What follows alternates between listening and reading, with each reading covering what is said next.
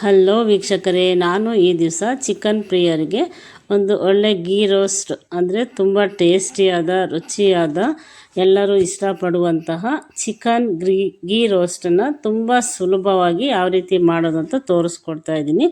ಇದಕ್ಕೆ ಸ್ವಲ್ಪ ಉಪ್ಪು ಮತ್ತು ಅರಿಶಿನ, ಸ್ವಲ್ಪ ನಿಂಬೆಹಣ್ಣನ್ನು ಹಾಕಿಬಿಟ್ಟು ಕಲಸಿಟ್ಕೊಂಡಿದ್ದೀನಿ.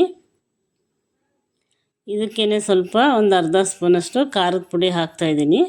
ಅರ್ಧ ಸ್ಪೂನ್ ಆದರೆ ಸಾಕು, ಯಾಕೆಂದರೆ ನಾವು ಮತ್ತೆ ಒಣಮೆಣ್ಸಿನ್ಕಾಯಿ ಬೇರೆ ಹಾಕಬೇಕು. ನೋಡಿ, ಇವಾಗ ಸ್ವಲ್ಪ ನಿಂಬೆಹಣ್ಣನ್ನು ಕೂಡ ಹಾಕ್ತಿದ್ದೀನಿ. ಉಪ್ಪು, ಅರಿಶಿನ, ಖಾರದ ಪುಡಿ ಮತ್ತು ನಿಂಬೆಹಣ್ಣು, ಶುಂಠಿ ಬೆಳ್ಳುಳ್ಳಿ ಪೇಸ್ಟು ಒಂದು ಸ್ವಲ್ಪ ಹಾಕ್ಬಿಟ್ಟು ಚೆನ್ನಾಗಿ ಇದನ್ನು ಮಿಕ್ಸ್ ಮಾಡ್ಕೋಬೇಕು. ಚಿಕನ್ ಅಂದರೆ ಯಾರಿಗೆ ತಾನೇ ಇಷ್ಟ ಆಗಲ್ಲ ಹೇಳಿ. ಚಿಕನ್ನಲ್ಲಿ ಎಷ್ಟು ಥರ ವೆರೈಟೀಸ್ ಬೇಕಾದರೂ ಮಾಡ್ಬೋದು. ಈಗ ಚಿಕನ್ ತಿನ್ನದೇ ಇರೋರು ಪನ್ನೀರಲ್ಲೂ ಸಹ ಮಾಡ್ಬೋದು ಮತ್ತು ಮಶ್ರೂಮಲ್ಲೂ ಮಾಡ್ಬೋದು. ಗೀ ರೋಸ್ಟ್ ಅಂತಂದ್ಬಿಟ್ಟು ತುಂಬಾ ಟೇಸ್ಟಿಯಾಗಿರುತ್ತೆ ಮತ್ತು ತುಂಬ ಸುಲಭ ಕೂಡ. ಅದನ್ನು ಯಾವ ರೀತಿ ಮಾಡೋದು ಅಂತ ನೋಡೋಣ ಬನ್ನಿ. ಇದನ್ನು ಒಂದು ಅರ್ಧ ಗಂಟೆ ಫ್ರಿಜ್ಜಲ್ಲಿ ಇಟ್ಕೊಳ್ಳಿ.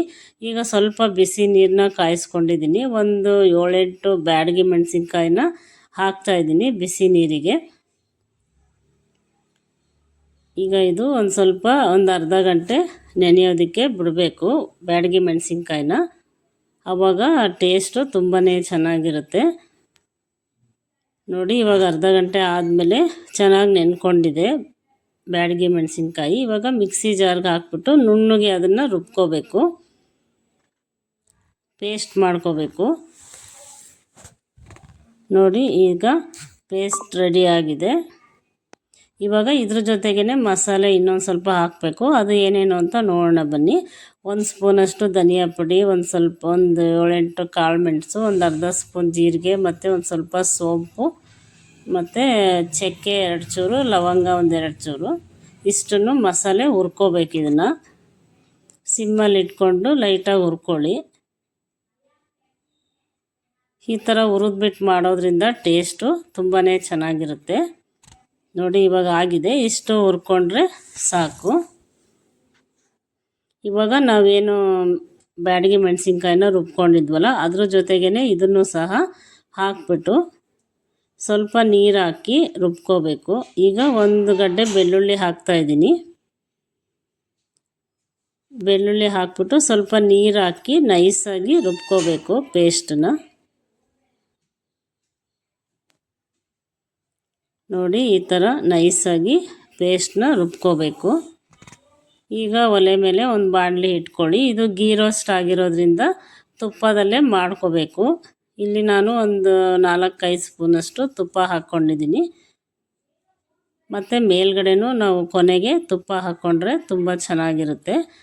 ಇನ್ನೂ ಇಲ್ಲಿ ಸ್ವಲ್ಪ ಚಿಕನ್ ತಗೊಂಡಿರೋದ್ರಿಂದ ಒಂದು 5-6 ಸ್ಪೂನಷ್ಟು ತುಪ್ಪ ಹಾಕ್ಕೊಂಡಿದ್ದೀನಿ. ಇವಾಗ ಏನು ಮ್ಯಾರಿನೇಟ್ ಮಾಡಿದ್ವಲ್ಲ ಚಿಕನ್ನು, ಅದನ್ನು ಬಾಣಲಿಗೆ ಹಾಕ್ಕೊತಾ ಇದ್ದೀನಿ. ಹಾಕ್ಬಿಟ್ಟು ಚೆನ್ನಾಗಿ ಫ್ರೈ ಮಾಡ್ಕೊಳ್ಳಿ. ಅದಕ್ಕಿಂತ ಮುಂಚೆ ಯಾರೆಲ್ಲ ಹೊಸಬ್ರಾಗಿದ್ದರೆ ನಮ್ಮ ಚಾನಲ್ನ ಸಬ್ಸ್ಕ್ರೈಬ್ ಮಾಡ್ಕೊಳ್ಳಿ. ಪ್ಲೀಸ್ ಲೈಕ್ ಮಾಡಿ ಮತ್ತು ನಿಮ್ಮ ಫ್ರೆಂಡ್ಸ್ಗಳಿಗೆಲ್ಲ ಶೇರ್ ಮಾಡಿ. ಹೇಗಿತ್ತು ಅಂತ ಕಮೆಂಟ್ ಬಾಕ್ಸಲ್ಲಿ ತಿಳಿಸಿ. ಇವಾಗ ತುಪ್ಪದ ಜೊತೆ ಚೆನ್ನಾಗಿ ಮಿಕ್ಸ್ ಮಾಡ್ಕೊಳ್ಳಿ. ಇದು ಬೇಳೆ ಸಾಂಬಾರು ಜೊತೆಗೆ ಮತ್ತು ನೆಂಚ್ಕೊಳ್ಳೋದಕ್ಕಂತೂ ರೊಟ್ಟಿ ಜೊತೆ ಎಲ್ಲದಕ್ಕೂ ತುಂಬಾ ಚೆನ್ನಾಗಿರುತ್ತೆ. ಚಪಾತಿ ಜೊತೆಗೂ ತಿನ್ಬೋದು, ಅಕ್ಕಿ ರೊಟ್ಟಿ ಜೊತೆನೂ ತಿನ್ಬೋದು, ಅನ್ನಕ್ಕೂ ತುಂಬಾ ಚೆನ್ನಾಗಿರುತ್ತೆ. ತುಂಬ ಸುಲಭವಾಗಿ ಕೂಡ ಮಾಡೋದನ್ನು ತೋರಿಸ್ಕೊಟ್ಟಿದ್ದೀನಿ. ನೀವು ಸಹ ಮನೇಲಿ ಒಂದ್ಸಲ ಟ್ರೈ ಮಾಡಿ ನೋಡಿ. ನೋಡಿ, ಇವಾಗ ಬೇಯ್ತಾ ಇದೆ ಚಿಕನ್ನು. ತುಪ್ಪದಲ್ಲೇ ಬೇಯಿಸ್ಕೋಬೇಕು, ನೀರು ಹಾಕಬಾರ್ದು. ಇವಾಗ ಸ್ವಲ್ಪ ಕರ್ಬೇವಿನ ಸೊಪ್ಪನ್ನ ಹಾಕ್ತಾಯಿದ್ದೀನಿ ಮೇಲ್ಗಡೆ. ಕರ್ಬೇವಿನ ಸೊಪ್ಪು ಸಹ ಆರೋಗ್ಯಕ್ಕೆ ತುಂಬಾ ಒಳ್ಳೆಯದು. ಇವಾಗ ಚೆನ್ನಾಗಿ ಮಿಕ್ಸ್ ಮಾಡ್ಕೊಳ್ಳಿ. ಚೆನ್ನಾಗಿ ಮಿಕ್ಸ್ ಆದಮೇಲೆ ಈಗ ನಾವೇನು ಮಸಾಲೆ ಮತ್ತು ಖಾರ ಎಲ್ಲ ರುಬ್ಕೊಂಡಿದ್ವಲ್ಲ ಮೆಣಸಿನ್ಕಾಯಿ ಎಲ್ಲ, ಅದನ್ನು ಹಾಕ್ಬಿಟ್ಟು ಚೆನ್ನಾಗಿ ಮಿಕ್ಸ್ ಮಾಡ್ಕೋಬೇಕು.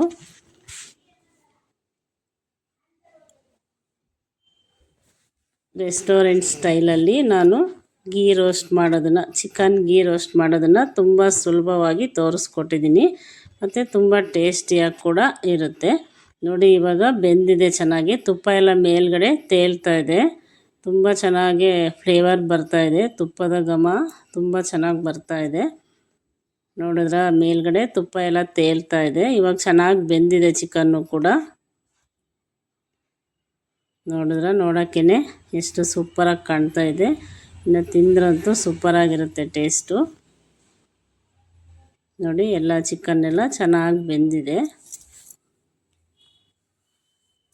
ಮಕ್ಕಳಿಗಂತೂ ಈ ಥರ ಮಾಡಿಕೊಟ್ರೆ ತುಂಬ ಇಷ್ಟಪಟ್ಟು ತಿಂತಾರೆ. ದೊಡ್ಡವ್ರಿಗೂ ಇಷ್ಟ ಆಗುತ್ತೆ. ಚಿಕನ್ ಮಾತ್ರ ಚೆನ್ನಾಗಿ ಬೇಯಿಸ್ಕೊಳ್ಳಿ, ಆವಾಗ ಟೇಸ್ಟು ತುಂಬಾ ಚೆನ್ನಾಗಿರುತ್ತೆ. ನೋಡಿ ಇವಾಗ ಆಗಿದೆ. ಮೇಲೆ ಸ್ವಲ್ಪ ಕೊತ್ತಂಬರಿ ಸೊಪ್ಪನ್ನ ಆ್ಯಡ್ ಮಾಡ್ತಾಯಿದ್ದೀನಿ.